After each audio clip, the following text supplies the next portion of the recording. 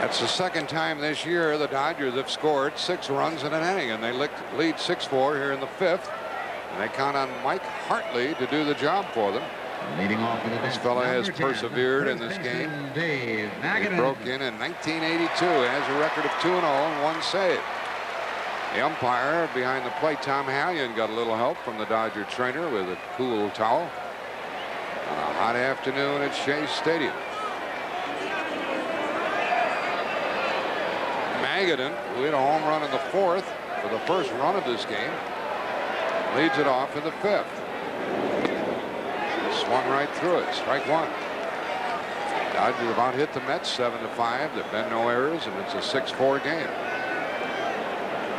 Mike Hartley originally signed with the St. Louis Cardinals in 1981.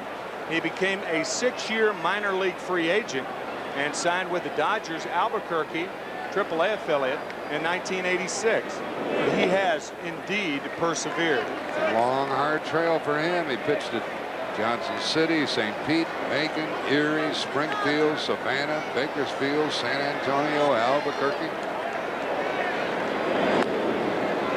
And you think of how many times he must have thought, why am I doing this?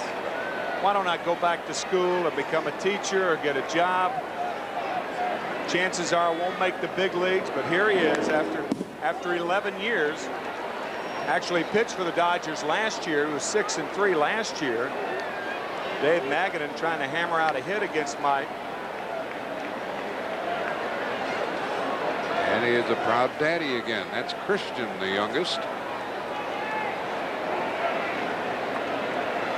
No, not Christian.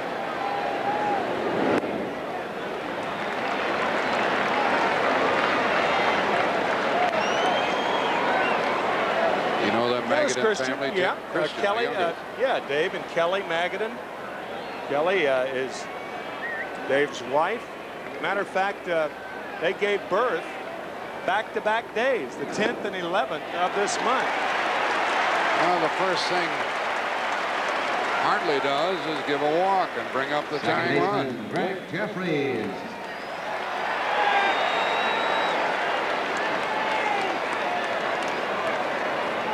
Dave Righetti, the new daddy of triplets, 2 girls and a boy. How about that?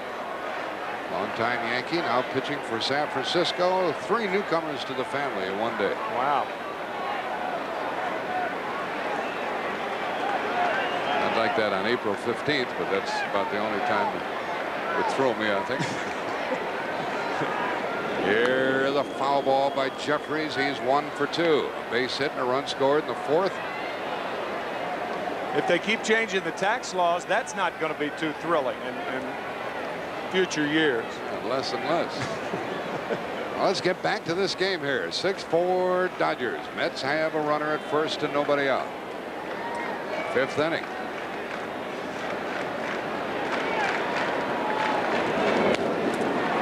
Ball high in the air on the infield for Samuel.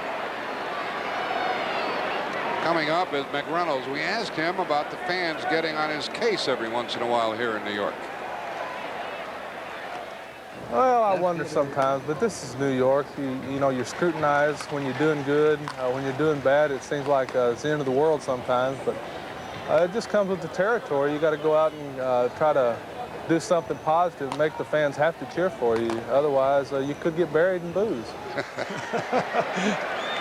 You force the fans to cheer for you, he said. He's flied out, he's walked, he's scored. And he's been very good with the bat lately. 1 on, 1 out. And ball 1. So Jeffries failed to advance the runner.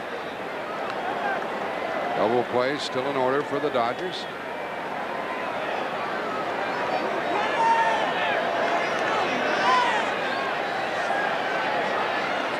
Hartley in relief of Hershiser. Well, they took Orel off the losing hook. 2-0 the count. Hershiser's record will stay 3-2. He had a tough 4 innings. Dangerous hitter right here in this situation. Also, Jack, 2-0 to McReynolds, a 3-run homer last night.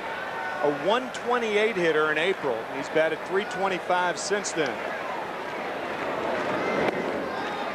And there's a very patient hitter. The count goes to 3-0. And much more patient now because of his confidence. When you're batting 300 plus, you do have a lot of patience because you don't worry about running deep into the count, as you see Howard Johnson on deck. What McReynolds and Mike Covage, the batting instructor, did, they pushed him closer to the plate. He's a lot closer to the plate than he was in the month of April.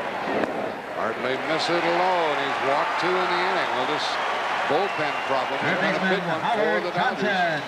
Their middle relief that we talked about at the very start here today. Middle relief so important. Jay Howe on the disabled list. Mike Hartley, 8 wild pitches for Mike. Kevin Gross pitched well the other night to beat the Mets in game 1 of this 4-game series. Jim Gott has had his problems. So nobody has taken charge in the middle innings for the Dodgers. And they also have Candelaria, and he was knocked around the other day. Howard Johnson is up 2 on 1 out. Remember what Tim told you about him not hitting into double plays? Pitches inside from Hartley. Tough spot for Tom Lasorda, but he knows all he can do is run out what he has and hope that it's good enough. Dodgers trying to hang on to the 6-4 lead. They've lost 8 out of 9.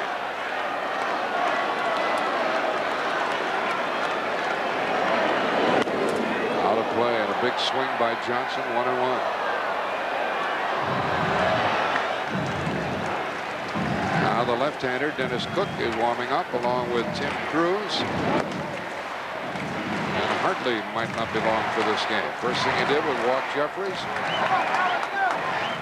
Or walk Magadan. He got Jeffries and then walked McReynolds.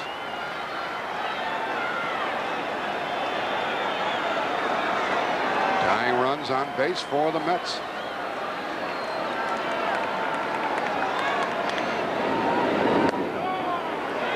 The strike zone. Howard Johnson, switch hitter, much more dangerous from the left side. 14 of his 21 home runs have come while batting left-handed. Runner at second is Magadan, and McReynolds at first. Bottom of the 5th, 6-4 Los Angeles.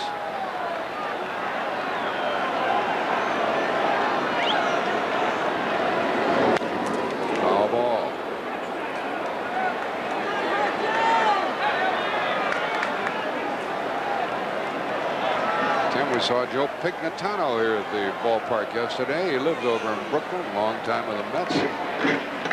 It's good to see him. Long time with the Atlanta Braves, too. Piggy still pitching batting practice with the Mets. One of the coaches under Gil Hodges when the Mets won their first World Championship back in 1969, along with Rube Walker.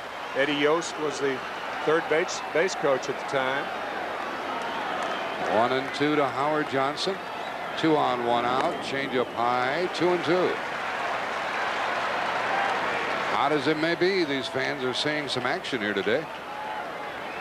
Look at there, another sellout. They're sold out again for tomorrow. Sold out Thursday, Friday, today, and tomorrow.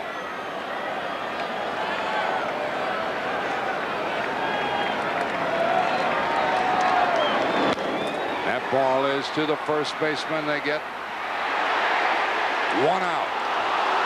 That's the second out of the inning, and good footwork by Alfredo Griffin on an errant throw from Eddie Murray.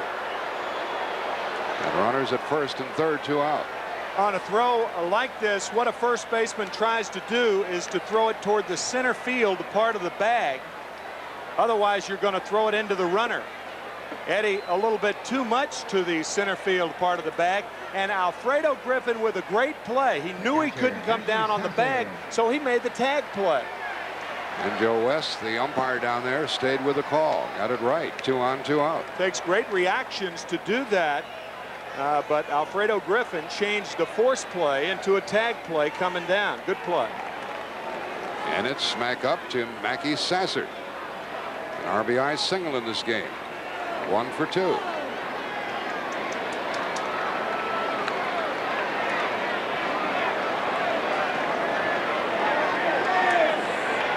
First and third, 2 out. That's a hit and another run for New York. It's a 1-run game. High delivery from Hartley. High curveball. The last time up, Mackey Sasser got a lower curveball from Oral Hershiser, grounding it up the middle. Samuel diving over it. And this time he gets a real hanger. This is a hanger right here. He sure went out after it, didn't he? Yep. Makes it 6-5 Dodgers. There's Magadan who crossed the plate. Here's Pernoski, the pitching coach, to the mound. Hartley has given up 2 walks and a hit, and he's going to leave.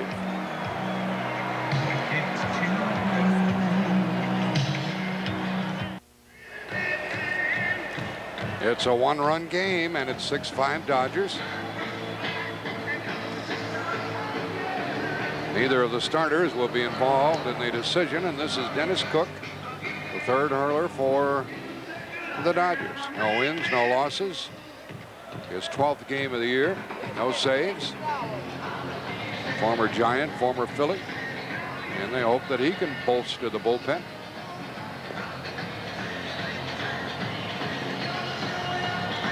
When this game is over and we're in the 5th inning now, the Ameritech Senior Open comes your way on CBS from Aurora, Illinois. Second round play. And then tomorrow, the Caesars International Horse Race from Atlantic City. And Jim Cott will be on hand. And then Budweiser Boxing. John David Jackson against Tyrone Trice. So Sports Sunday on CBS will be interesting. And we've got quite a baseball game here. Pauline Vanman, please go to the press gate. Pauline Vanman. Well, here's Hubie Brooks coming to work. They usually give him a day off after a night game with a day game following, but he's going to bat for Darrell Boston. We mentioned earlier that there were 8 players who had played for the other team. Hubie Brooks, one of them, coming to the Mets in the offseason for Bobby Ojeda. Bobby pitches tomorrow against Doc Gooden. John Candelaria has played for the Mets and the Dodgers. Alejandro Pena with the Mets. Sid Fernandez started out with the Dodgers. He's now with the Mets. Gary Carter with the Mets and now the Dodgers. Samuel, Ojeda, and Darryl Strawberry. There's a lot of fraternizing when these two teams get together. Yeah, they are right there now. 3 former Dodgers, now with the Mets. 3 former Mets, now with the Dodgers. Like old home week when these two teams play each other. Well, here's a big RBI man, and there's Darryl Strawberry stationed in right field. And Brooks back here with his original club. Runners on at first and second, 2 out. This batter is 4 out of 8 against this pitcher with a home run. Missed inside, ball 1. Mets have scored a run here in the 5th, and they trail 6-5.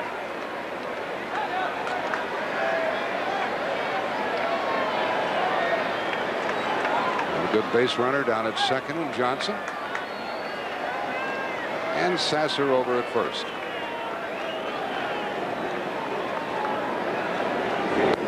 Cook misses again. That's ball 2. Doesn't have to give in to Brooks. There's a base open, although it's third base. Kevin Elster would follow. There are the runners, 2 on, 2 out.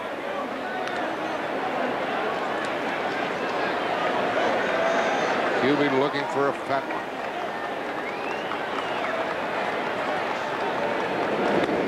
Breaking ball. And he couldn't pull the trigger, 2-1.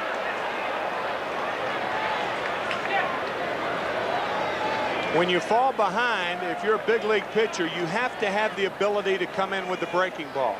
If you can allow big league hitters to sit on one pitch, if they get it, they're going to put the good part of the bat on the ball. Clearly, Brooks was looking for a fastball. He got a slider for the first strike. What's he looking for now? 2-2. 2 on, 2 out, 2 balls, 2 strikes, 6-5 Dodgers, 5th inning. There's the scene here at Shea Stadium, and Socha trots to the mound to make certain about the next pitch, and Bud Harrelson wants something from his pinch hitter.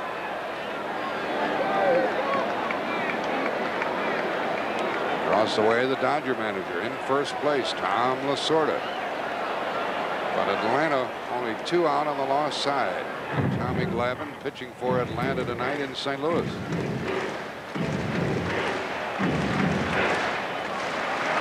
Hubie Brooks is not a bad ball swinger until there's 2 strikes. He gets very anxious with 2 strikes.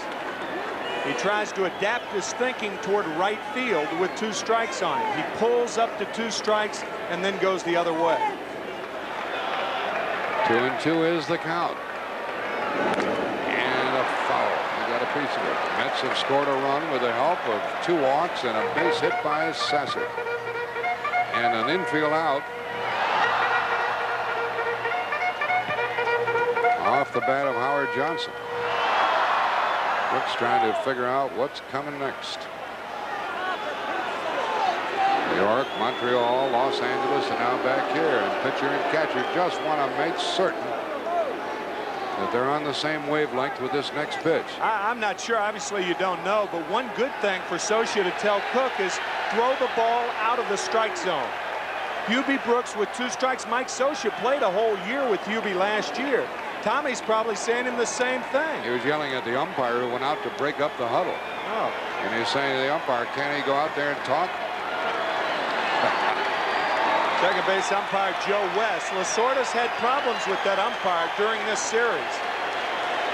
2 on, 2 out, 2 balls, 2 strikes. Runners going inside and a stolen base. And they almost threw it away. The other man stayed at first. Well, that is a terrific play by Lenny Harris and Alfredo Griffin. Harris for making the play and Griffin for backing up the play. This ball is almost an underthrow. What terrific play by Harris, and had he missed it, Griffin's right behind him. Another good play by Socia on the short hop. And the count goes to 3-2, and Sasser will lead from first. There are 2 out.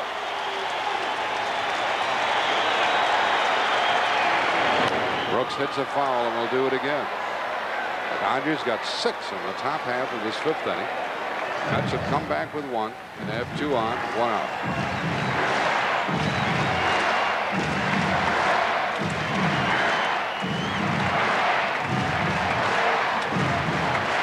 Howard Johnson at third. Not much will come of that theft unless Hubie Brooks does something, and Sasser's at first. He'll go with this next pitch.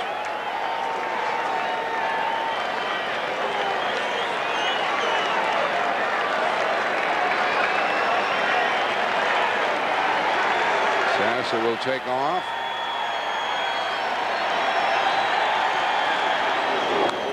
And another foul back here. Cincinnati hangs on to their 3-1 lead at Pittsburgh in the 8th. Only other afternoon game in the National League. And the Dodgers warm up Jim Gott.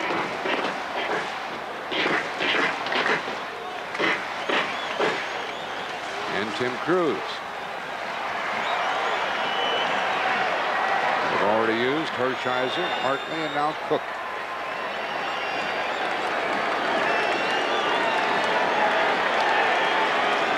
First and third, 2 out, 3-2. Runner goes from first. Another foul as he ducked the pitch.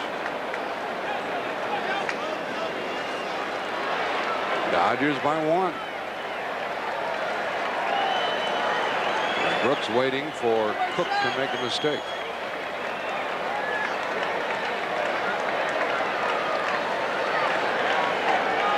I can think of no more appropriate name on a day like today than Cook. He's cooking out there. And Brooks, who has hit 15 home runs, would like to be cooking at home plate.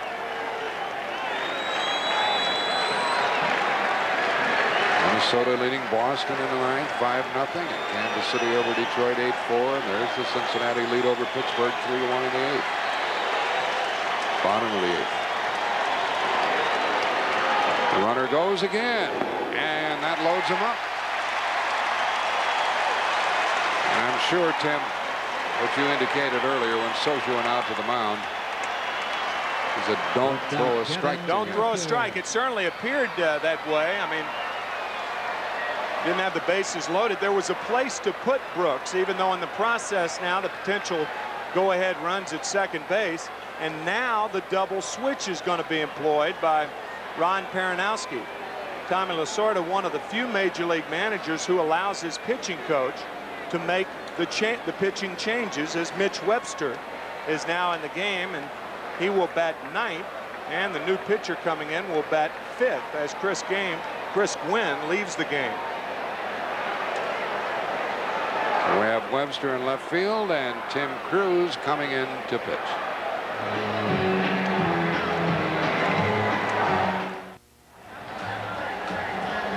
Departure time for Dennis Cook. He came on and he walked the pinch hitter Hubie Brooks to load the bases, and they took him out. And the new pitcher, the fourth of the day, is Tim Crews. He'll have Kevin Elster up there with the bases loaded. And 2 out, 1 run home, and the Dodgers hanging on, and Tom Lasorda having a devil of a time managing that bullpen. And he and Peranowski will talk it over. Let's take a look at elsewhere in the American League. Jack Morris, we mentioned him earlier, 13 wins for the Minnesota Twins, who are in first place in the American League West. Carney Lansford, boy, that is even though going 0 for 4 last night, his first game of the year, and Carney, one of several major leaguers, closing in on 2,000 hits. Speaking of thousands, how about a guy between 5,500 and 6,000 strikeouts? He goes at such a pace you lose track, signing a 2-year extension through 93 for peanuts, right? 8.1 million. Peanuts, lots of peanuts. And speaking of peanuts, the young, small, diminutive, fiery Lenny Dykstra, 7 for 17 since returning to the Phillies lineup on Monday. And it's nice to see Lenny back. Tom Glavine, Jack and I mentioned he will be pitching tonight. 13 wins. And look at that earned run average. And that's what earned him the All-Star start in Toronto this year. Remarkable year from Terry Pendleton, who signed as a free agent. Atlanta playing in St. Louis tonight. No doubt watching the ball game right now. And boy, the Pendleton's having a banner year. Well, the bases are loaded for the Mets with 2 out, and they have Elster up. He's 0 for 1 and hit by a pitch. And Crews is the hurler for the Dodgers. Ball 1. We've been going at it for a long time in the last inning and a half. Elster is a very good hitter against left-handed pitching, Tim. 280 against left-handers, but we mentioned earlier a .168 against right-handers. A .202 career average against right-handers, and that's why Tommy Lasorda made the move. Crews sinks it low. That's ball 2. Crews is 2-2 with 6 saves. He had a save opportunity last night. He came in the 8th inning. Ramon Martinez's game, and Crews gave up a 3-run homer to Kevin McReynolds as the Mets won it 6-2. Base hit loaded, 2 out. 2-0 to Elster. At the knees. 2-1.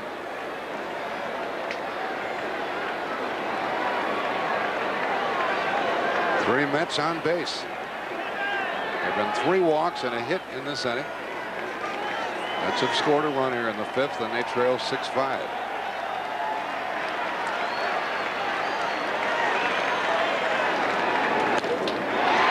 In the air, and Butler misjudges it a little bit, stays with it as it carries, and the Mets leave the bases loaded for the 2nd inning in a row. We'll return to Shea Stadium after this message and a word from your local station. Please go to the first gate. Pauline Vanman.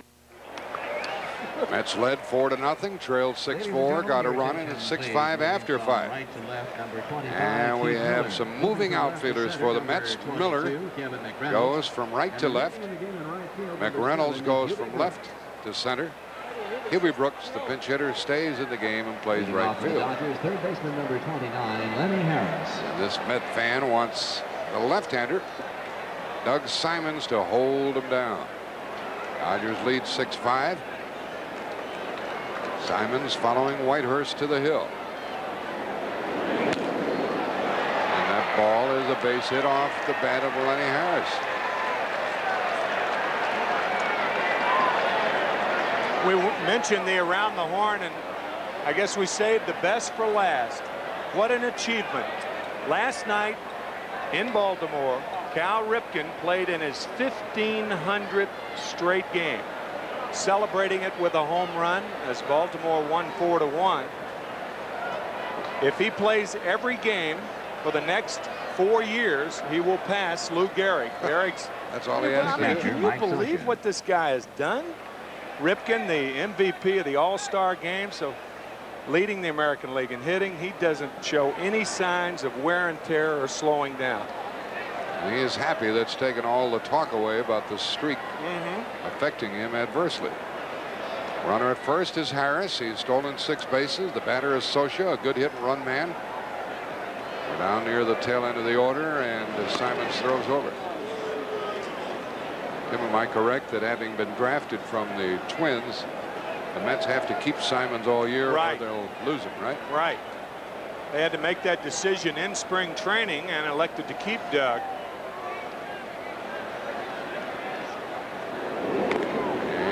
Trying for the additional run. Scioscia bunts it foul, strike 1. Ordinarily, you wouldn't bunt with your 7th place hitter, but that's why Tommy Lasorda made the double switch. Mitch Webster is now the 9-hole hitter. So that's why Lasorda had Scioscia bunting then, when ordinarily with the pitcher 2 spots away, there's no way you're bunting a situation like this. Harris the runner. Back in plenty of time. Scioscia up, then Griffin, then Webster. Webster due to bat 4th in this inning. And we're only in the 6th.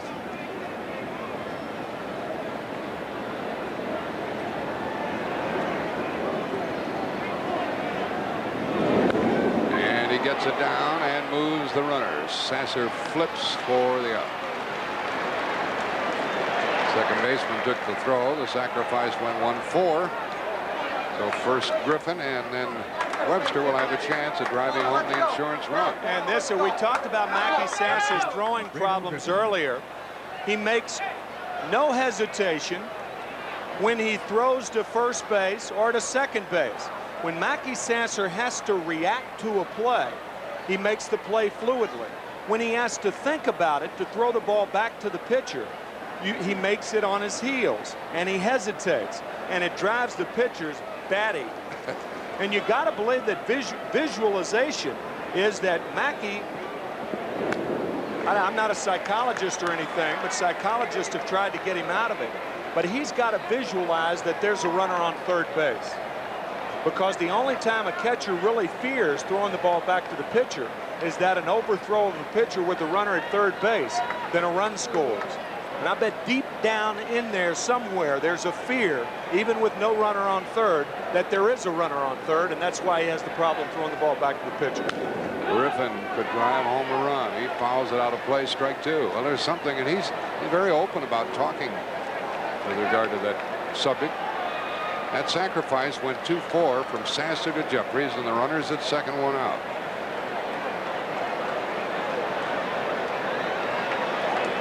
Jeff Innes is down in the bullpen. He warmed up earlier. And he's ready if needed. Griffin's a switch hitter, and so is the on-deck hitter. Runner stealing, and the ball hit the batter. Griffin was plunked, and the runner will have to go back to second. And Simons is making it more exciting here. I had to laugh at Lenny Harris. He stood on third base and asked Mike Winters. He said, I could stay here. I had the base stolen, right? Well, those aren't the rules, Lenny. But he tried. Doug Simons on the 0-2 count comes too far inside and ends up hitting Alfredo Griffin. Lenny Harris had third base stolen easily, and now he sees Griffin hit by the pitch, and in walking back to second base, he said, hey, Mike, I can stay here, right? Mike said, no, you can't. Well, the parade from the bullpens, plural, is going to continue, apparently. But Harrelson comes out. Is he going to change pitchers or not?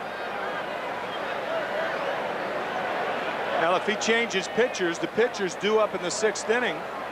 So I would imagine that Buddy would have to make a double switch, but he can't do it right now. He's already crossed the lines and is on the mound. So I would imagine he'll leave Simons in the game. Right. Griffin dashed to the dugout. Howard Johnson went in to get a drink of water. And it's hot here in New York. And hotter on the bases. Talking another thing, it's an enthralling, fascinating, and sad story about Mackey Sasser, Jack. But one of the ways that they tried to get him out of that habit of hesitating to throw it back to the pitcher was in spring training. They had the pitchers down there, and they told Mackey to simulate that he was throwing the ball to second base every time. Well, he's got a gun, and he was tearing pitchers. I mean, hitting them in the heel of the glove, hitting them on the hands. And in the process of curing his problem, he almost destroyed a pitching staff. Mitch Webster batting for the first time. And ball one to him. You watch Sasser with that little tap and the double flip before he throws it back to the pitcher. An intriguing psychological problem. And it's just been maddening for him, too. 2 on and 1 out here in the 6th. That's through the hole. And there will be the throw. Nobody covering third base. And good base running by Griffin. He goes to third, and the score is 7-5. Webster drives home a run.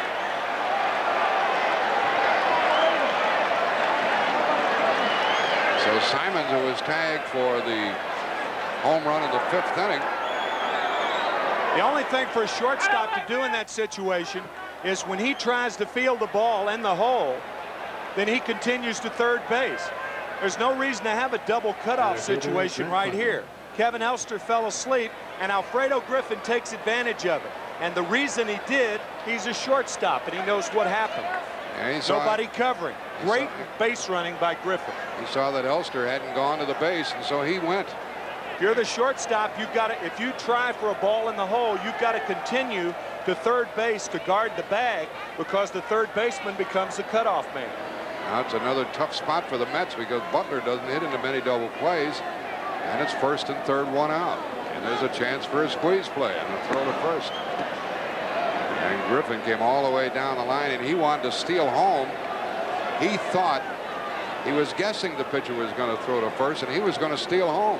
That's really what he looked like he had on his mind. I mean, he's bouncing up the line like that, saying if he throws to first, I'm going home. Butler's already had 2 hits.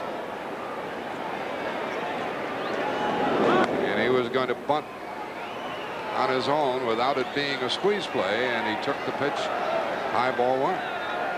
On a play like that, if you're the runner at third base, you try to find the seam. If Butler bunts it to a fielder, the third baseman, pitcher, or first baseman, you have the right and responsibility to stay at third. If you find a seam, if he bunts it between anybody, then you go home. Now this is a squeeze play, and it works. Nobody's covering first. And the Dodgers get another run, 8-5. This is what we heard all year about the poor New York defense. And it has tightened up of late, but it has fallen apart the last 2 hitters. And the squeeze is on. This is a suicide squeeze. The runner at third breaking. The responsibility of the hitter to put the bat on the ball, but it's the responsibility of the second baseman to cover first. Jeffries was nowhere near first base. So Elster messed up, and now Jeffries messes up, and it causes Harrelson to come out and make another pitching change as Simons leaves and Jeff Innes comes in from the bullpen, and it's 8-5 Dodgers, still 2 on.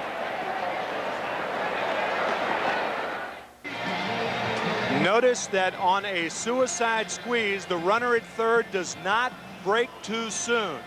If he does, then the pitcher has the right to either hit the batter or throw it outside.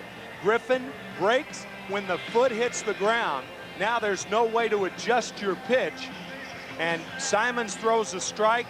The Dodgers have a run, and Butler has a hit. A lot easier to work the squeeze against a left-handed pitcher. He doesn't see that runner break. That's exactly right. Eddie Stanky who knew more about the finer points of baseball than anybody I've ever known. And we talked about it several times on our broadcast as you see Jeff Ennis in to pitch. Eddie used to say, if you're the runner on third in a squeeze situation, to prevent breaking too soon, take a step back toward third when the pitcher's in his motion. Thereby preventing breaking too soon. Templeton playing short and batting ninth. We're in the 6th inning already here. Flying by, huh? So Elster is out, Templeton is in, and there's Jeffries. He made a mistake. Elster made a mistake.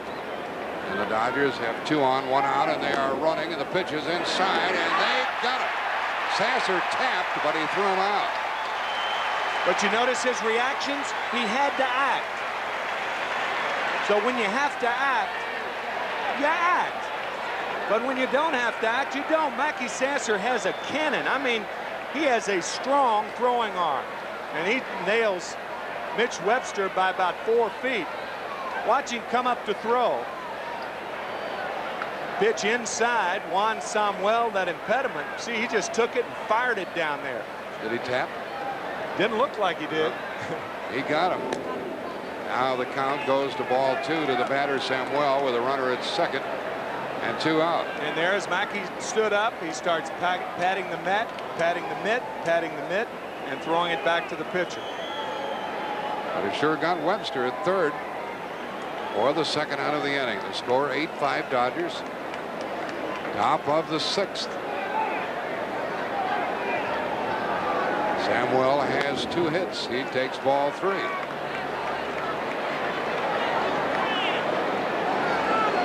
Butler almost stole third base then as Mackey was attempting to throw the ball back to the pitcher. The Giants did it twice against him last year on throws back to the pitcher. Will Clark and Kevin Mitchell took off for third base and made it both times. Well, with 2 out here, it doesn't make much sense. Right. Let's see what Samuel does with a 3-1 count.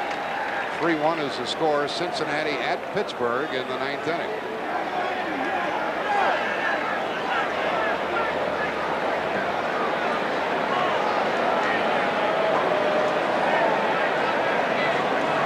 You see Pat the last time, and Sasser's trying to keep Butler honest. 3-1 to Samuel with 2 out. And the shortstop Templeton finally ends the inning. But the Dodgers have built up an 8-5 lead into the bottom of the 6th.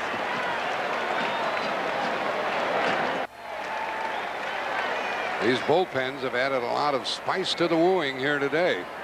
Both the Mets and the Dodgers. Dodgers with walks. Met bullpen allowing a lot of runs. It's 8-5 Dodgers, bottom of the 6th, and Gary Templeton leading it off against Tim Crews. I would say we picked a rather appropriate time to do our opening in the bullpen. Right? It's where all the action has been today in both bullpens. Crews to Templeton, the switch hitter. There's a strike. I imagine the official scorer would give the victory to Crews if the Dodgers stay on top. Hershiser can't get it. They only pitched 4. And Hartley gave up 2 walks and a hit. Foul ball keeps Gary up there. You get the feeling, though, that the scoring is not over. You do? I do. It'll be Templeton, then around to the top of the order as Gary's batting the number 9 spot. Both bullpens very tired, especially their middle relievers.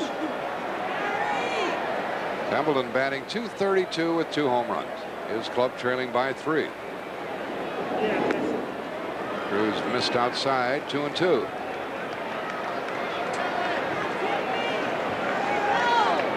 Temperature here is what? 103. Wow. All ball, 2-2.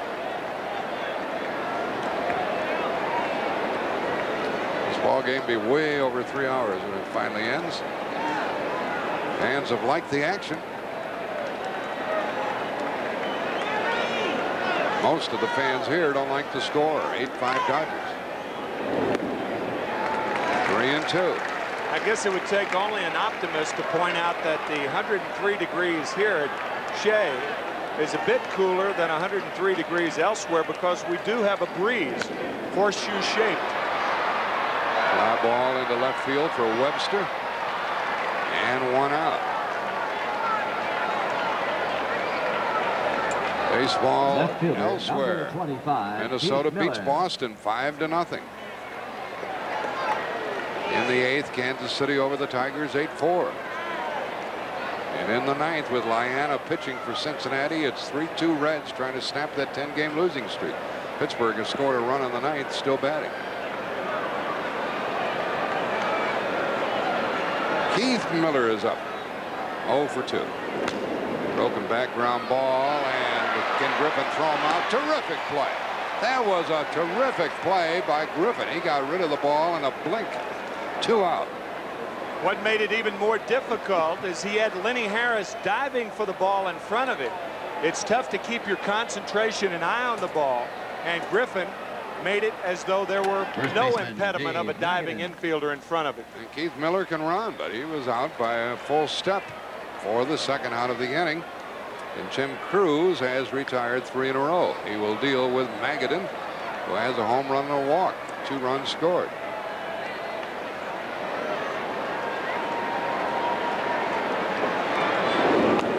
Ball 1. Boy, the Pinella will see another interview with him if he loses this one. That'll be 11 in a row. He was ahead 3-1 going into the 9th, and it's 3-2 now. Pirates still batting. Magadan with 2 out. That's a strike. Cruz a record of 2-2 following Hershiser, Hartley, and Cook to the mound. 8-5 Dodgers, 6th inning.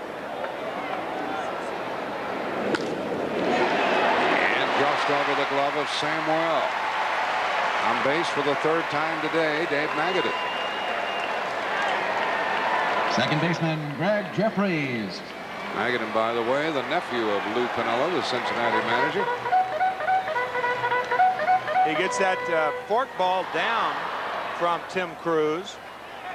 Dodgers have really had a lot of mileage out of Tim Cruz. He's been with the ball club for about 5 years, coming over from Milwaukee in the Greg Brock trade. Tim Leary and Tim Cruz for Greg Brock. Greg Jeffries has a hit today. And ball 1 to him. He is single and scored. He's 1 for 3.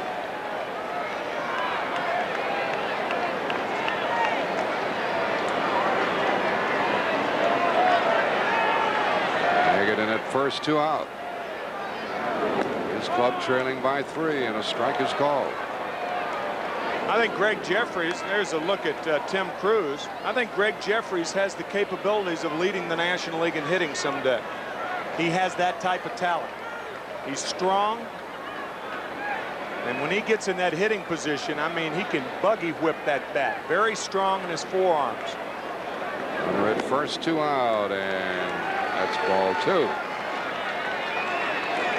He got those forearms to look like that by swinging a bat underwater 100 times from each side for the last 8 years. Try that sometimes, folks. That'll get some bulging muscles. He does it every day during the winter. And he pops this one foul, and Lenny Harris chases it and can't get it. That's why his arms are all wrinkled like that. Huh? Like Popeye after spinach. Well, Cincinnati finally won after losing 10 in a row.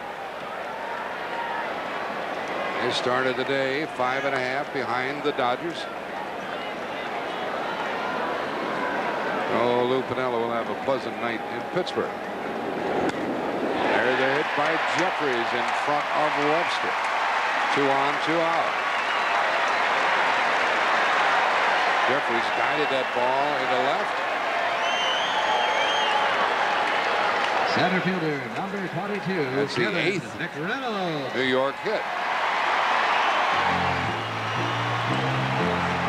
Jeffries reaches first. Magadan stopped at second. And Kevin McReynolds, who hit a 3-run homer off Cruz last night in the 8th inning, is up with 2 on, 2 out. Look at that batting average with men in scoring position, 361. Here comes Perinoski. Yeah, that's going to be all for Tim Crews. There's no way that Ron Perinoski will allow Crews to face McReynolds again after what he did to him last night. So they're going to make a double switch. And it looks like we'll get Jim Gott out of the bullpen. Dodgers leading 8-5, but having trouble holding on. And Gott said, "Am I in there?" "Yep, you're in there." Perinoski talking to Crews, who pitched last night. Crews got the first 2 in this inning and lost the next 2.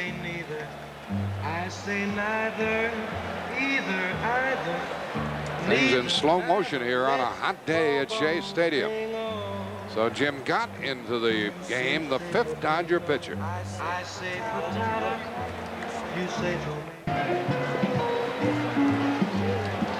The Dodgers about hit the Mets 10-8 in a free swinging game here, and the Dodgers lead 8-5. Bottom of the 6th, 2 on, 2 out.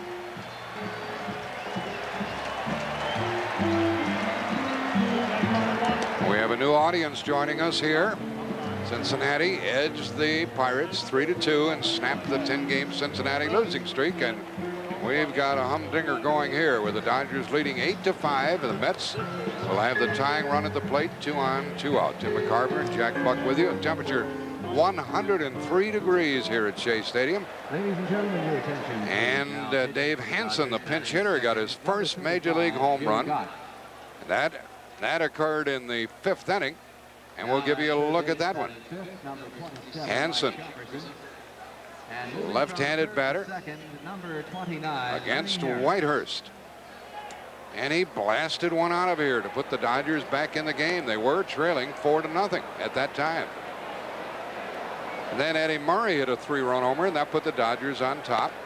Sasser has driven in 3 for New York. And the Mets have 2 on, 2 out now, and they'll face Gott. Here's the home run by Eddie Murray to deep center. Certainly didn't look like it was going to leave the park, Tim, did it? No, it really didn't. Darrell Boston looked like he had a play on it, but when he turned his back to home plate, kissed it goodbye. Kiss of death for the Mets. 2 3-run homers. Meanwhile, both clubs trying to find an effective pitcher out of the bullpen. And this is Jim Gott, the former Pirate, with a record of 1-3 and 1 save. One of the players is absent. The third baseman, Mike Sharperson, has taken over at third base, just coming into the game. And he is having a problem with his equipment. Here he comes, Sharperson, replacing Lenny Harris. Not Lenny Harris. Replacing Samuel. And Lenny Harris goes to second base. We've had all kinds of changes here. A lot of people. Harris goes from third to second. So it's Sharperson, Griffin, Harris, and Murray. Socha behind the plate. And there are the runners at first and second with 2 out. And the batter, McReynolds, the first to test Jim Gott. Good fastball called strike. McReynolds has walked twice.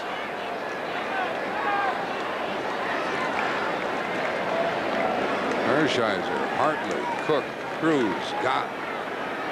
6th inning, 8-5 Dodgers. And 1-1. Or the Pirates losing. If the Mets can rally, they'll get within 3 of the lead.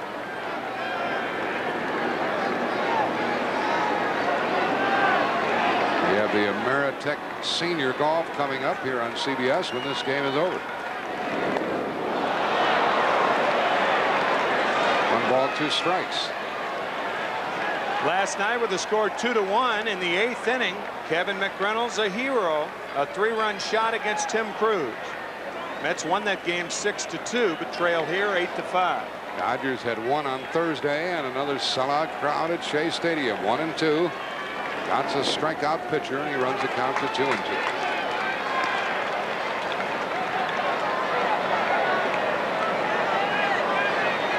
Down at second base for the New York Mets is Magadan with Jeffries at first. Mets trailing by 3. 2 out. 6th inning.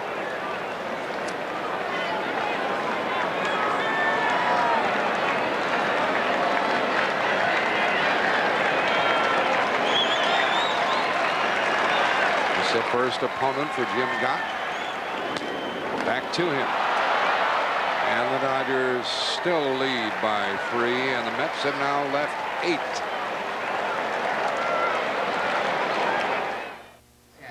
The Dodgers carry an 8-5 lead into the 7th inning. Dave Hansen came off the bench, and he batted for Hershiser and got his first major league home run, and the thrill will be amplified if the Dodgers hold on and win the game. There he is. He's sweating this one out in more ways than one. Here's Eddie Murray leading it off against Jeff Innes, the 3rd New York pitcher of the day. Murray had a 3-run homer in the 5th. Batting right-handed. He bounces it. Look out, Magany. He backed up on that one. Pitcher covers 1 out. I thought he was heading for trouble on that one, Tim. Well, you can afford to have the ball play you if you play the right side of the infield because your throws to first are very short. You don't have to charge balls on the right side of the infield unless, of course, they're weak tappers. Once again, the reaction for Darryl Strawberry. You can say a lot of things about Darryl, good, bad, but you can't say anything indifferent about Darryl's a lot of things, but he is not boring. He causes a reaction.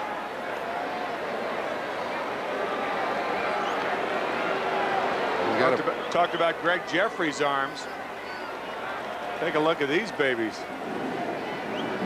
He can swing the bat, but he's 0 for 3 today. 2 strikeouts and a fly ball to left.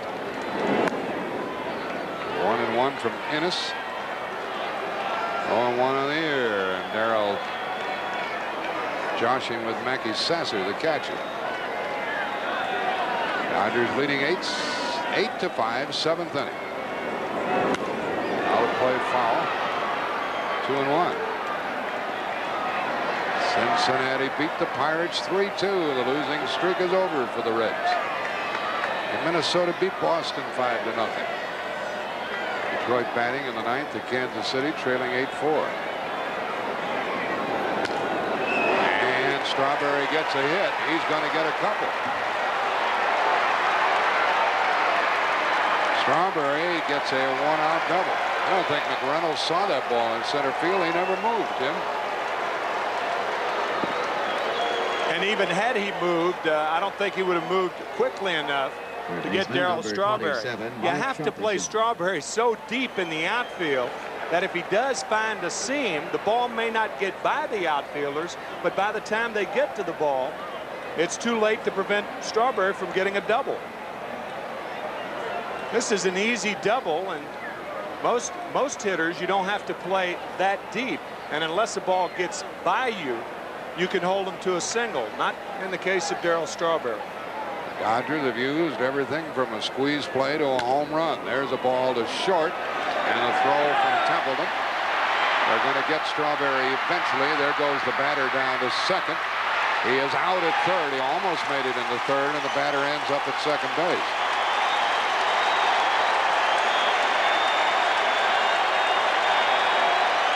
So the fielder's choice, and the fans get after Strawberry. But excellent base running by Darryl. Once he made a mistake. He makes a mistake by going to third, but then makes up for it in the same play by getting in the rundown and making Howard Johnson throw the ball too soon. He throws it too soon. That allows 29, Lenny Harris. Mike Sharperson a chance to get to second base as Strawberry is out at third. Innes made the tag. Now the runner is down at second base with 2 out. And Lenny Harris, who is 1 for 3 on the day, trying to add to the Dodger lead here in the 7th inning. It's 8-5 now. Ball 2.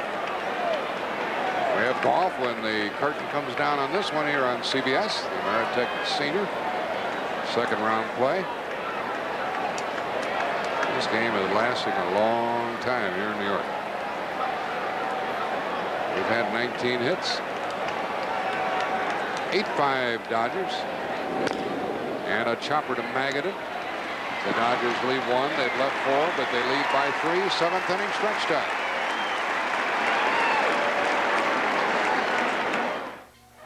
Top of the 7th inning. What is odd about this trilogy of outs? 1 out, Magadan to Ennis. The 2nd out, Ennis making the tag of Strawberry at 3rd. The 3rd out, again, Magadan to Jeff Ennis. What's unusual about that? It's only the 7th time in Major League history that a pitcher has recorded 3 outs in the same inning. It's unbelievable.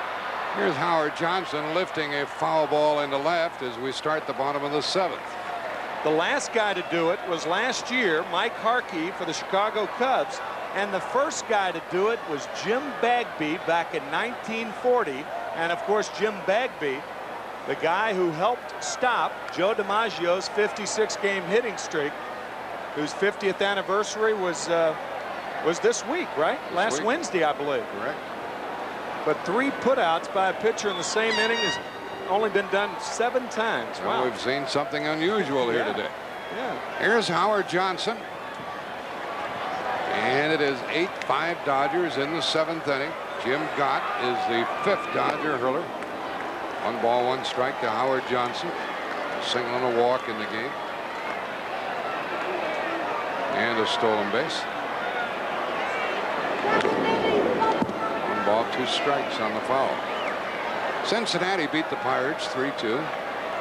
Minnesota over Boston 5-0. Kansas City beat Detroit 8-4. That knocks Detroit 7.5 behind Toronto. Toronto plays tonight.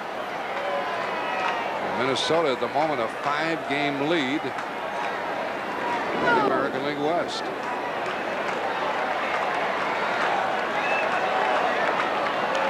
Think the Dodgers can get 3 more innings out of this pitcher?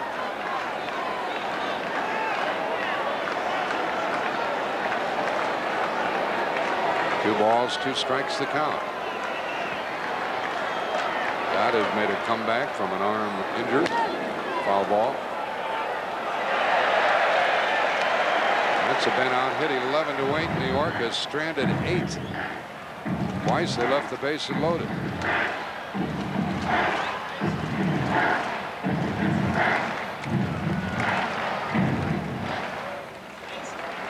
Ladies and gentlemen, we remind you of the team ground rules not to throw any objects on the field. It is a violation. Johnson trying to get something started. Sasser will bat next.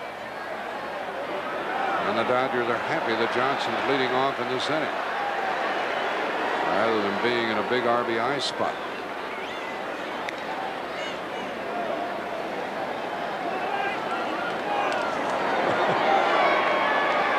Well, his nickname is Kid, and he is forever young.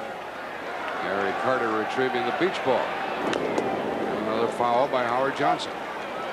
You have to stay forever young to stay around as long as Gary Carter does and has. There are 9 catchers in the major leagues today, both the American and the National League, over 35 years old. 9. Look at their ages. Fisk, 43. Dempsey, 41. Hasse, Carter, and Cerrone in the ballpark today, 37 years old. Terry Kennedy, 35. Lance Parrish, 35. Mike Heath of Atlanta, 36. And Jamie Quirk, 36. They've lasted a long time. They're the finals. Now the Yankees are underway at Oakland, and the Yanks lead 1-0. They're in the first inning of play. 3-2 the count. And a chopper back to the mound. Johnson, who can run, is out on a close play. 1 gone here in the bottom of the 7th. The catcher, Mackey Sasser. Not only that, about the older catchers. Now, what's Gary going to do there? That's a Babe Ruth impression, right, Gary? Play now, Santa just a Claus. second, right. The catching position, as grueling as it is, has the oldest average age in the major leagues. It's the only position with a 30-year-old average age. Here's Sasser with a bunt. And he will beat it out. A good play with your club trailing by 3. And your third baseman, the opposing third baseman, way back. That was Sharperson. He was nailed by Sasser, who gets his 3rd hit of the day. Remember those Bullwinkle cartoons? Right, Mr. Peabody and Sherman used to have the Wayback Machine. Well, that's what Sharperson was using then, the Wayback Machine. He was way back, and Sasser beats out a bunt. Now we have Hubie Brooks. He pinch hit for Darrell Boston. Stayed in the game to play right field. 1 on, 1 out, and a chopper might be a double play. They get 1, and that takes care of 7 innings, and the Dodgers lead it 8-5.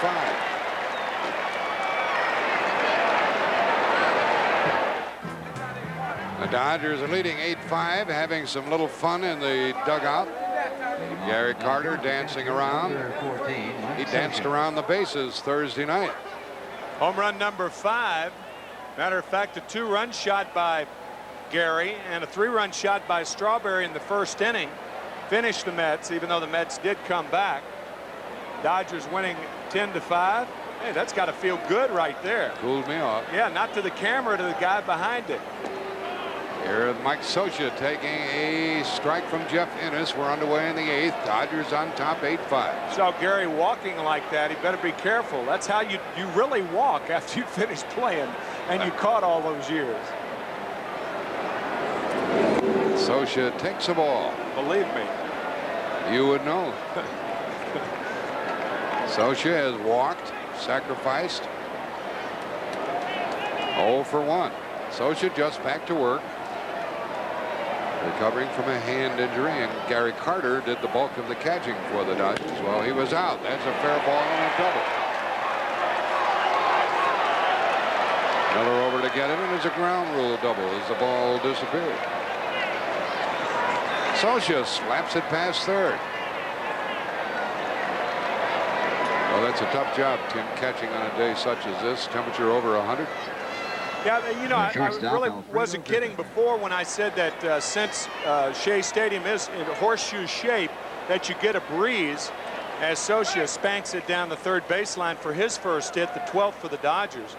But in these circular stadiums like St. Louis, Cincinnati, and Pittsburgh, because of their circular design, there's no air that can get down into those stadiums. And I mean, it's not twice as hot, but it's hotter than it is today because there's no breeze. Better mention Atlanta, too. Atlanta, yep.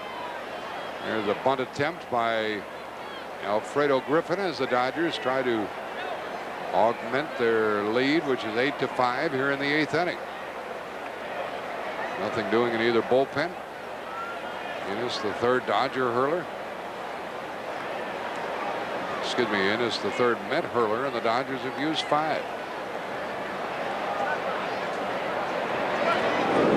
Griffin bunts, and it moves the runner over. Jeffrey, a wild throw from the 3rd baseman, and another run is home. Griffin still running. He's going to end up at 3rd base. He's there with nobody out, and it's 9-5 Dodgers. And the Mets, even though they're just charged with their first error, have really played poorly on defense today. Yeah, that's exactly right, because there are errors of omission and errors of commission. This is the first committed by the Mets. Jeffrey's late in covering again. Johnson's throw, even though it wasn't Jeffrey's fault, but when the 2nd baseman and ball arrive at the same time, you're late in covering. That makes it 9-5 Dodgers, an error charge to Howard Johnson, and we might have a squeeze play here, although you had doubted with nobody out. Yeah, you give him 1 shot to drive in the run, and with Butler on deck, then the chance of a squeeze goes up. The infield comes in. Webster has an RBI single and is only at bat in this game. Ball 1. A sacrifice for Alfredo Griffin, and you see Johnson Really holding. a real bad throw by Johnson, throwing on the run, but that was caused by Griffin running hard down the line. Yeah, and he held the ball waiting for Jeffries to get over there. Yeah, right. Infield in, nobody out, and Webster has a 1-1 count. The Dodgers have scored 9, and they lead it 9-5. Well, tonight on CBS, we have the Hogan family, 2 parts of that show, and then the Love Boat, a summer cruise, starring Gavin McLeod, Ernie Capel, Ted Lange, Bill Whalen. And that'll be a reprise of their original Love Boat series tonight on CBS. One of the favorite shows of TV viewers, the Love Boat. 1-2 to the batter, Webster. He's moved around. This hasn't been the good ship lollipop for the Mets today, I'll tell you. They have not played well. And it's the first time in a long time that their defense has let them down. Outside to Webster, 2-2. Webster was with Montreal, went to the Pirates, out to the Dodgers now. Good utility man, switch hitter, can run. Not a bad outfielder. Runner at third, nobody out. And a changeup got him. That was a lollipop that got him.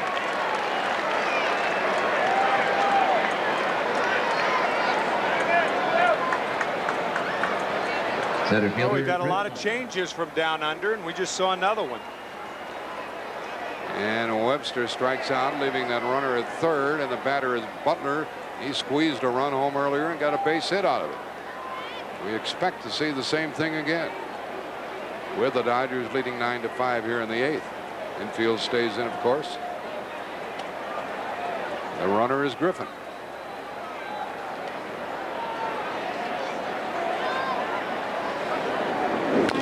And a chopper to the second baseman. Anybody going to cover? Safe, and the run is home. 3 people went for the ball, and it's 10-5.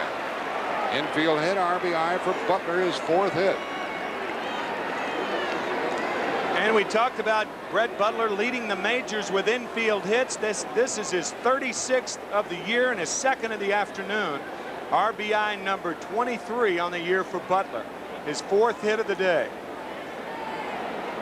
He just beat it on, and that's 13 hits for the Dodgers. 2 here in the 8th and a 10-5 lead. Number 35, Jim Scott. The Dodger pitcher will be up there with Butler at first, and only 1 out here in the 8th inning.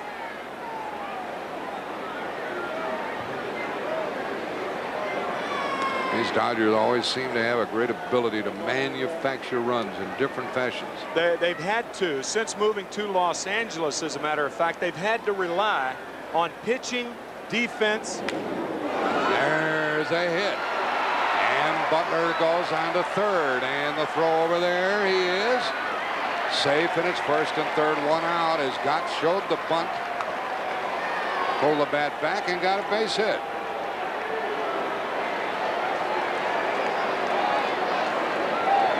So Gott gets a hit after faking the bunt. He's jammed by Ennis, and Gary Templeton can't get to it, and Butler alertly going to third base. Dodgers a fine base running club, along with a lot of other things that they do well. Right, they've been going from first to third all afternoon. They have 14 hits, and they lead 10-5 in first and third and 1 out. The Dodgers, by the way, practice that play a lot. Showing the bunt, pulling the bat back. Now here is Eddie Murray. 1 for 4, but a big 3-run homer. You know, the Mets led in this game 4-0 after 4. 3-run homer by Hansen, 3-run homer by Murray, and the Dodgers off and running.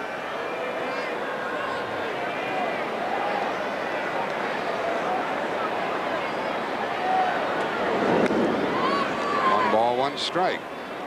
The Mets scored 4 in the 4th inning. Magadan had a leadoff home run. We're at Shea Stadium, 41,000 paid here today, but then the Dodgers went to work. 2 3-run homers and 14 hits. They lead 10-5, and they're threatening to score more here in the 8th. Tim McCarver and Jack Buck with you from hot New York.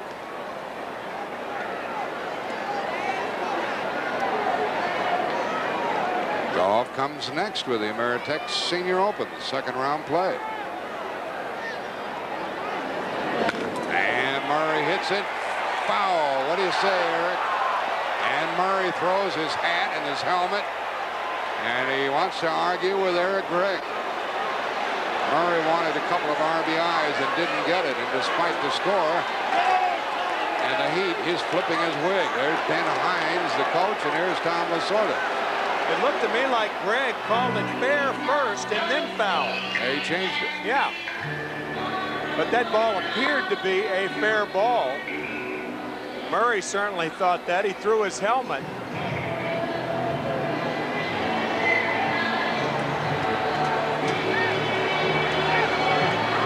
The home plate umpire really too far away from that ball to call it a fair or foul ball, so it's Eric's call all the way. He can't get any help on a ball like this.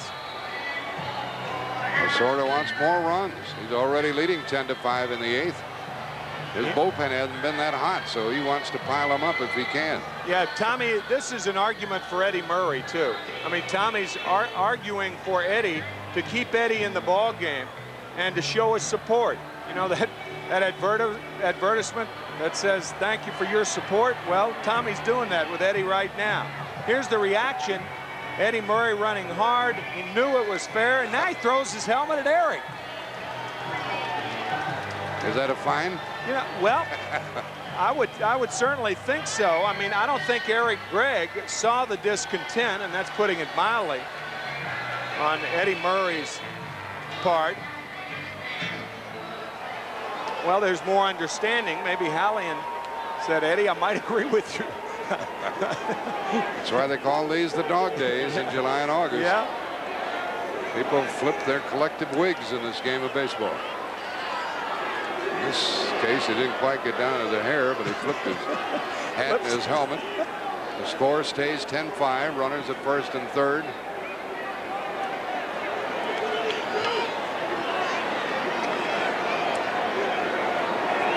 Butler, the runner at third. Across the way, the pitcher got one out. Scoreboard had 2 outs. They had me searching my score sheet. Outside, 2-2 to Murray. Well, when Whitehurst and Hershiser started this one, this is not what we expected.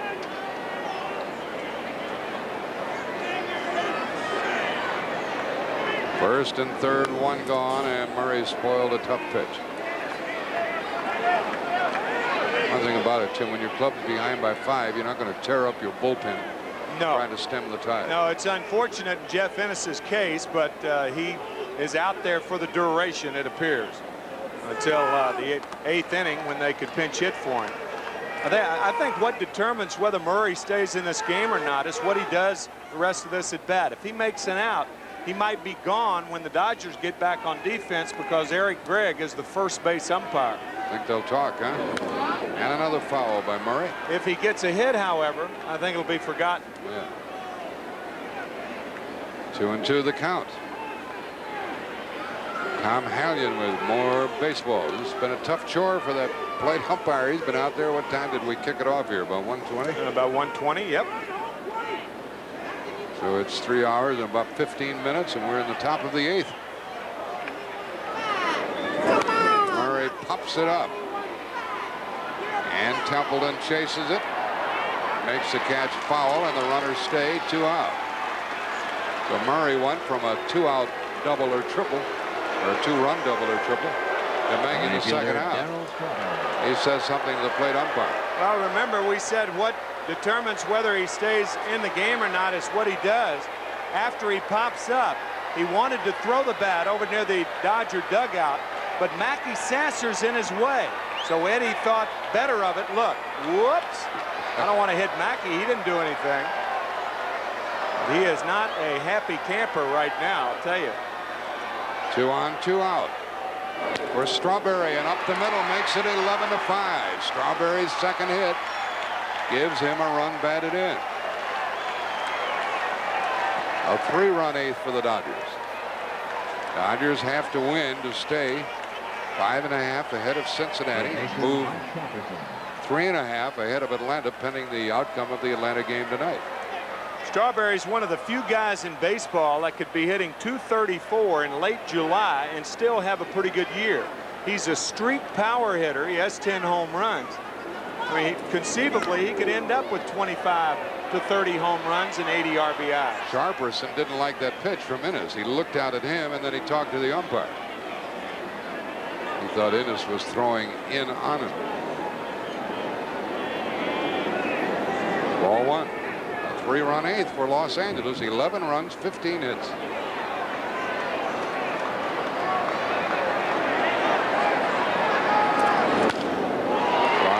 Right center, and that will be caught by Brooks. But as the Mets come to bat in the bottom of the 8th, they trail by 6.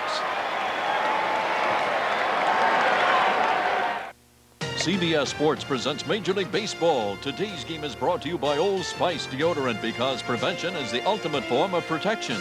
Subway sandwiches and salads for the healthy appetite. And by Miller High Life. Buy that man a Miller. Ladies and gentlemen, batting for Jeff Innes will be 11-5 the score going into the bottom of the 8th inning here at Shea Stadium. And between innings, Eric Gregg stayed away from Eddie Murray. Well, and that's the common sense thing to do. Look where Eric is right here. Instead of being over here where he normally is between innings, we mentioned you can see Eddie Murray even looking out toward Eric right there. But Eric's staying away from him. And oh, if only more umpires would do that, then the allegation of obstinacy wouldn't be charged like it was last year. It's kind of been tempered. It's cooled down this year. But that was a smart move on Eric Gregg's part. Here's the pinch hitter, Torve, grounding out 3-1 to start the Met 8th inning. He was batting for the pitcher Innes. And we'll have another New York pitcher. Shortstop Gary Templeton. Kelvin Torve, a longtime minor leaguer, grounds out sharply to Murray at first base. And Templeton bats for the second time in the game. Bats with one out here in the 8th. He flied to left his first time. Jeff Innes has finished 2 1/3 innings, 3 runs, 5 hits. Jim Gott has brought some semblance of sanity to this game with his pitching.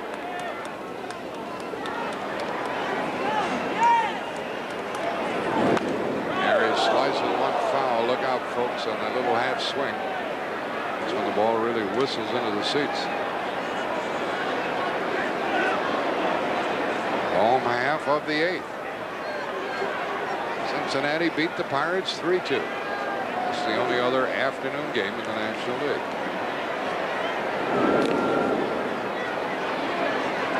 Count goes 2-2. Minnesota defeated Boston 5-0. Kansas City over Detroit 8-4. Good opportunity for Toronto tonight. And Minnesota helping themselves in the standings. 5 games ahead in the West. Templeton hits it right at the left fielder. And that's caught by Webster for the second out. Left fielder Keith Miller. That's the way it started. Now, that's the way it is right now with Pittsburgh losing. The Mets climbing within 3.5. But if they lose, they'll be back to 4. And the Dodgers pushing Atlanta 3 back. And Cincinnati having won 5 out. There's a punt by Miller, and he'll beat it out. No play by Lenny Harris. A 2-out bunt single for Keith Miller. Smart play with his club trailing by 6, trying to get something started. Sure. Remember earlier we were talking about finding a seam. Well, this is what Keith Miller does between Eddie Murray and Jim Gott. He makes second baseman Lenny Harris field the ball, or try to field the ball. An easy bunt base hit for Keith Miller.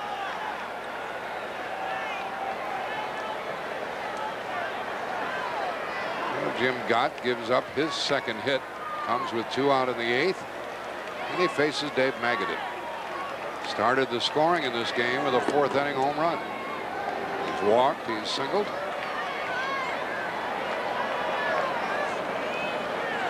He's 2 for 3. 25 hits in the game, 15 by the Dodgers.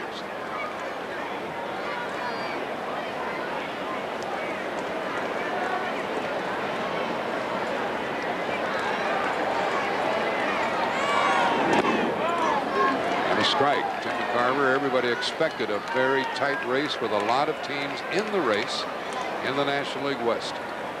I did before the season started. I thought 5 teams would compete. I thought it was the best year for balance in the National League West since divisional play started.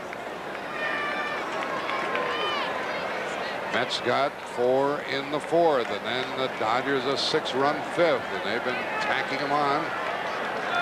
And they lead 11-5 in the 8th. Runner at first, 2 out. Everybody knew Atlanta was a much improved club. The big 3 was San Francisco, Clark, Mitchell, and Williams. San Diego with the addition of Fernandez and McGriff. Cincinnati world champions, and the Dodgers signing 3 free agents. That's why the balance was there, but the Dodgers have taken charge, even though coming into today's game, they had lost 7 of their last 8. But San Francisco, no pitching. San Diego, no pitching. Cincinnati, 3 pitchers on the DL. The Dodgers started the day 3 ahead of Atlanta. A fly ball to left. Mitch Webster makes the catch, and the Dodgers still lead by 6 after 8. Into the 9th, Dodgers on top 11-5. And New York will employ their 4th pitcher of the day. It is Alejandro Pena, another former Dodger. He's into the game, and the pinch hitter Kelvin Torbe stays in to play first base, and Dave Magadan is out of this contest. 11-5 Dodgers, and they'll send up Lenny Harris to lead it off against Pena.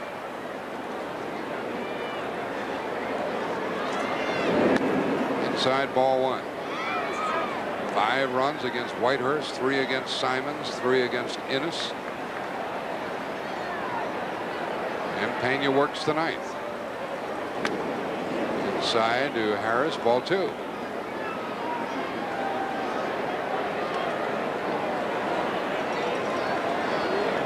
Top of the 9th.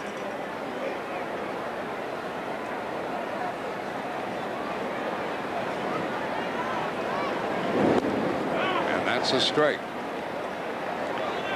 Well, you recall that the Mets now have Tim Burke in their uniform, acquired from the Expos this past Monday. He'll work out of the bullpen with Franco and Pena and the others. 3-1 the count to the leadoff hitter. And the Burke's little baby has had a heart operation in recent days, Nicole. And he told us she's doing well, and he's had a lot of support from friends and fans. There's one for Torbe, just into the game to the pitcher Pena, 1 out. And the Burks have adopted 3 children, and they intend to adopt quite a few more. The catcher, Mike Scioscia. It's a surprise for us to get into double figures. We're at 3 right now, and I just think I'm just starting to get loose. So we'll see where it stops, but we both want an awful lot of children. We've got a lot of love to give away. A lot of love to give away. What a nice thought, huh? There are 2 of them, plus Nicole, who's doing well. A couple of children from Korea and 1 from Guatemala. Tim Burke said, we, talking about he and his wife, said, we don't care what color skin they are wrapped in. We have a lot of love to give. Pena pitching to Scioscia, and Torbe with another good play to the pitcher for the 2nd out. There are 2 gone. Well, earlier in this game, we had a pitcher make all 3 putouts in 1 inning. Might happen again. This copyrighted telecast, presented by authority of Major League Baseball, it may not be reproduced or retransmitted in any form without the express written consent of Major League Baseball. Hard to remember, Tim, that after 4, the Mets led it here 4-0. Led it 4-0 in the 4th inning, and the Dodgers came back with 6 in the 5th and have been in front since then. There is a base hit by Griffin. Griffin's been hit by a pitch, had a couple of hits, squeezed home a run, scored 3 times.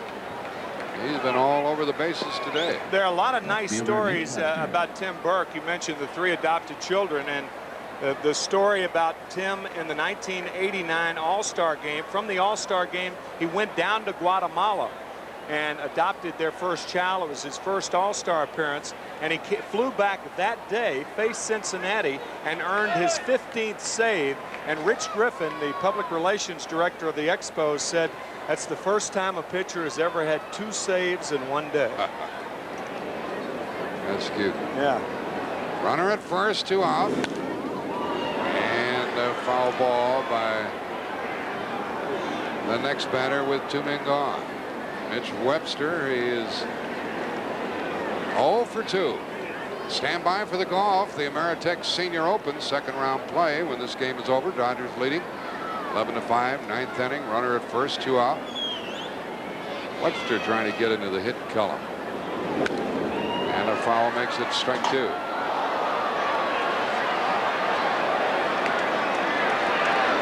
Webster did have a base hit and a run batted in, 1 for 2. Out stealing on a play and a strikeout. He might have gone from one division winner to another division winner. The Pirates to the Dodgers. Out of play. Gary Varsho is doing what he was doing with Pittsburgh, doing it well. Cincinnati beat the Pirates today 3-2. The Twins won at Boston 5-0. Kansas City over Detroit 8-4. And after 2, the Yanks are 1-1 at Oakland.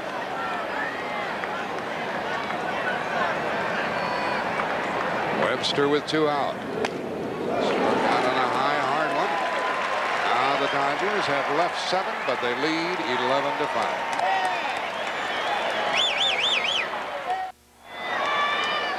11-5. Last chance for the Mets. They trail 11-5 in the 9th inning. Jim Gott is on the mound, and he could gain a win here if he ends it in rather normal fashion here in the 9th inning. Official scorer has told us he'll give the victory to Gott. Greg Jeffries leads it off. In the New York 9th, he's had 2 hits.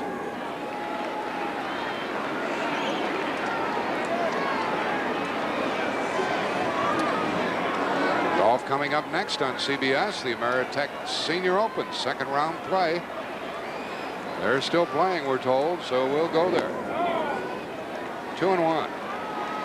Stanley Javier goes into left field, and Mitch Webster leaves left and goes into right field.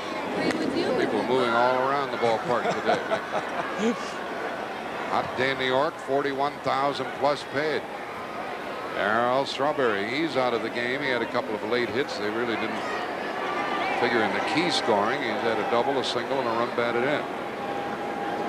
3-run home run by Dave Hansen, his first in the big leagues, and a 3-run homer by Eddie Murray. There's one to short. Griffin with those soft hands makes the play, 1 out. What does it say there? Those are talking heads, I guess. I don't know whether that is a musical note. I have no idea what that is. It's like the front of an automobile hood. 1 out here in the 9th.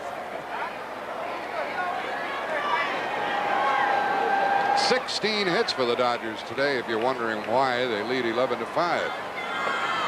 Kevin McReynolds, a couple of walks, and 0 for 2.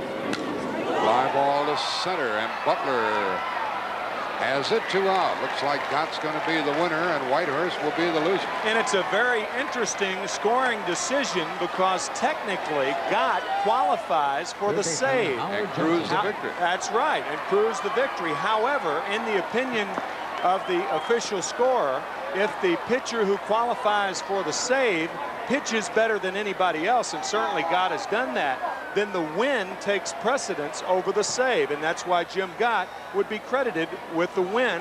So says Bill Shannon, our official scorer this afternoon.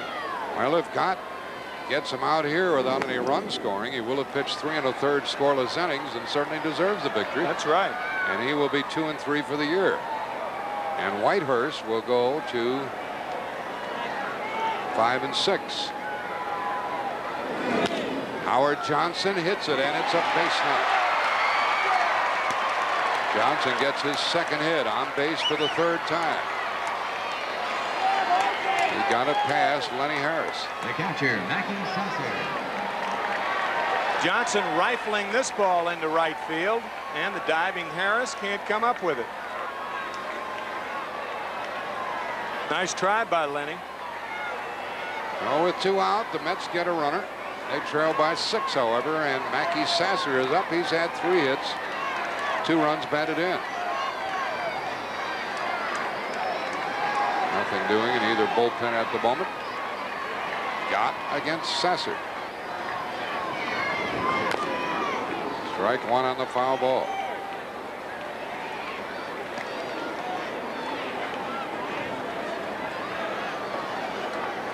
Gott gets ahead on the count.